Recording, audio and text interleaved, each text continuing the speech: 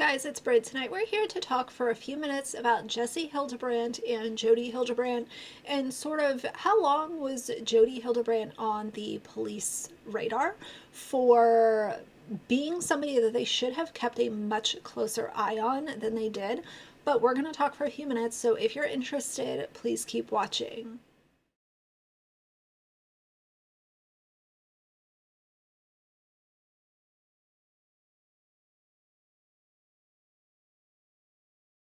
All right, you guys, so this is one story that I missed. I kind of had it saved and then just filmed other stuff.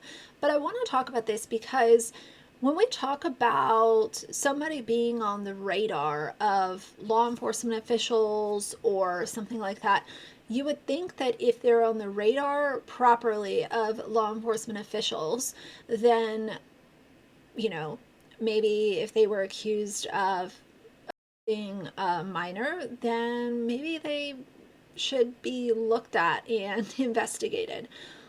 But I want to share this article. It says, newly obtained police records reveal authorities received a report of mistreatment from a juvenile in Jodi Hildebrandt's care in 2010.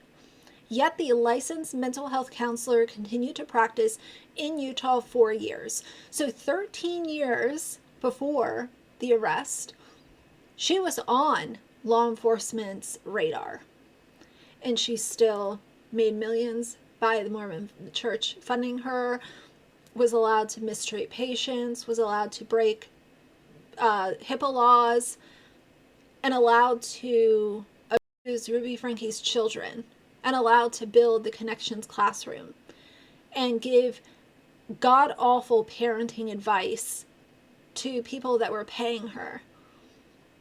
But in 2010, she was put on law enforcement's radar, yet she was still allowed to be successful for 13 years.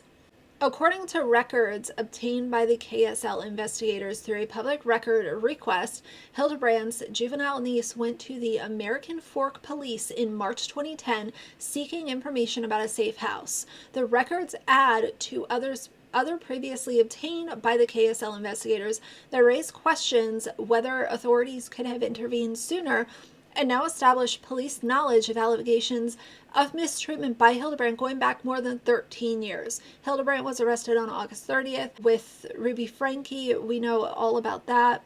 On March 9th of 2010, Hildebrandt's niece, who was 17 at the time, told police that their parents sent them to live with Hildebrandt in June 2009 because the parents were having problems and that Jodi is a licensed therapist who is counseling, one American Fork police report states. According to the report, the minor described Hildebrandt as mean and very strict, sharing examples including claims that Hildebrandt forced the niece to sleep in a sleeping bag outside of Hildebrandt's home, only allowed them to shower for 7 minutes at a time, at one point placed duct tape over the minor's mouth to prevent the teen from talking, and limited their clothing. The teen shared that they had been wearing the same clothes for 3 weeks and they were not enrolled in school. The juvenile also told police that Hildebrandt called them a liar and said they were going to be a cheap hooker one day. Literally saying this to a minor. Saying that to anybody, out of line, out of pocket. Saying this to a child.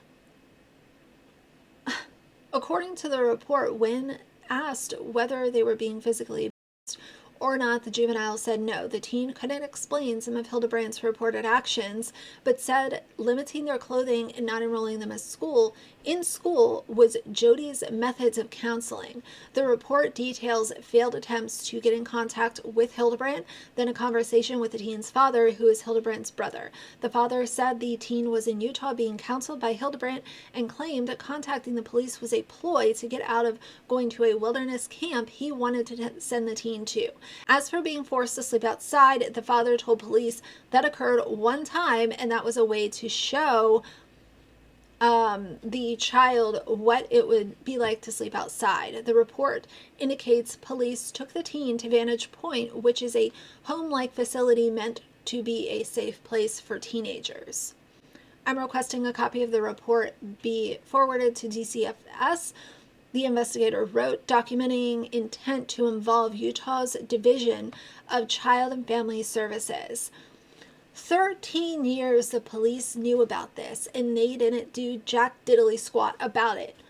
And look what a monster Jodi Hildebrandt turned out to be.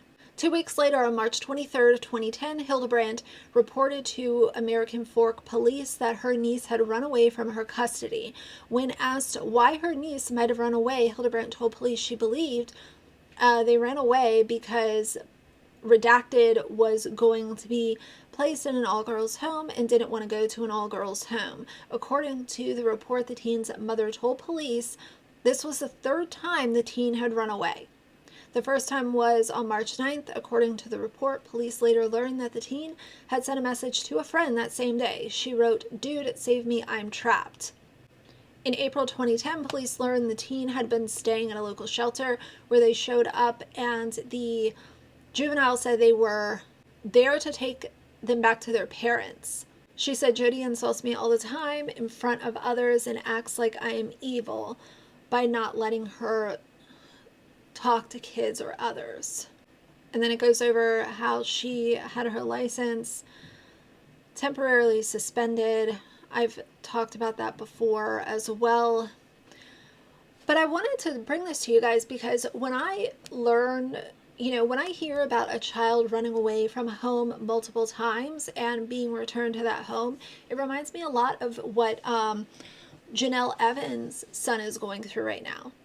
There is no reason for a child to, if they're running away from home and they're telling authorities that they're being mistreated in any fashion, whether it's physical, mental, emotional, sexual, if they voice that to authorities and nothing is done, and it happens again and again, like kids running away from home should not be normalized. And instead of them properly monitoring, doing something about Jodi, she was protected by the Mormon Church and allowed to become a multimillionaire because nobody did anything to her. And that is really sad because when people like this get away with stuff like that, we have so many people who are now living their entire adult lives with trauma, hurt, pain, and we shouldn't want that for anybody. At the end of the day, you can disagree with what someone says or does, but this kind of prolonged trauma that some of these people have to go through is just unimaginable. I could not imagine having to carry that with me from literally my childhood all the way through, what an average person lives to be at least, 85? Imagine carrying that pain with you your entire life. And if you're one of those people who's had to carry pain from your childhood or your teen years and held it with you all of your life, I'm very sorry. Nobody should have to make that a part of their story.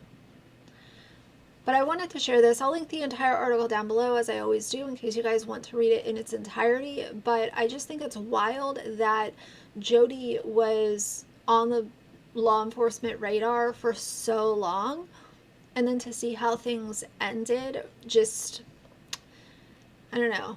What do you guys think about this? I can't wait to see the comments, but for now, if you like the video, please leave a like and a comment. And if you'd like to see more from me in the future, please subscribe.